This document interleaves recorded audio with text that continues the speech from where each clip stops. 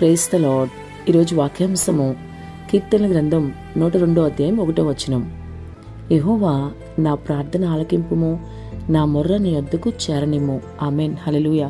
ప్రభు ఈ వాక్య భాగం నుండి ఈరోజు మనతో ఏం మాట్లాడుతున్నారో చూద్దాం. కీర్తనకారుడు చెప్తున్నాడు కదా, యెహోవా నా ప్రార్థన ఆలకింపుము, నా మొర్ర నీ యొద్దకు చేరనిమ్ము అంటున్నాడు. నిజమే కదా. మన ప్రార్థన ఆయన ఆలకిస్తేనే, మన మొర్ర ఆయన యొద్దకు చేరితేనే మనకి ప్రతిఫలం ఉంటుంది. మరి సహోదరి సహోదరుడా, నీవు నీ దేవునికి ప్రార్థన చేస్తున్నావా? నీ దేవునికి నీవు మొరపెట్టే అనుభవం నీకుందా? ప్రభు నీ ప్రార్థన ఆలకిస్తాడన్న భరోసాతోనే నీవు జీవిస్తున్నావా? నీవు నిజంగా మొరపెడితేనే నీ మొర ఆయన వద్దకు చేరుతుందని అసలు నీకు తెలుసా?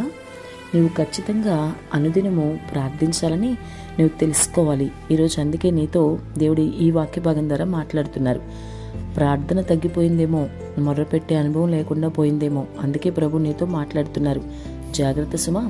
కీర్తనకారుని అనుభవంలోనికి నువ్వు ఈరోజు రావాలి.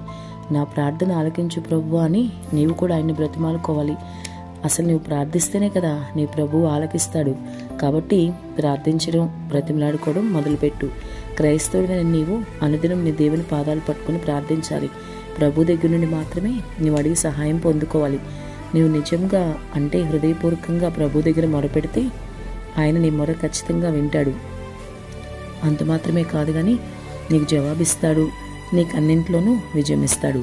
కానీ మొరపెట్టే అనుభవం నీకుందా లేదా అని పరీక్షిస్తాడు. కాబట్టి ఇంతవరకు నువ్వు ఎలా ఉన్నా ఇక మీదట నీ జీవితాన్ని మార్చుకో. మొరపెట్టే అనుభవంలోకి రా. ప్రతిరోజు ప్రార్థన చేయి. మనుషుల మీద ఆధారపడడం మానేసి మనుషులను అడగడం విడిచిపెట్టి ప్రభు దగ్గర ప్రభు పాదాలు పట్టుకుని అడగడం మొదలుపెట్టు. ప్రభు నీకు సహాయం చేస్తారు. ఇంకెందుకు ఆలస్యం? వెంటనే ఆయన పాదాలు పట్టుకుని ప్రార్థించడం ప్రారంభించు. ఆమేన్.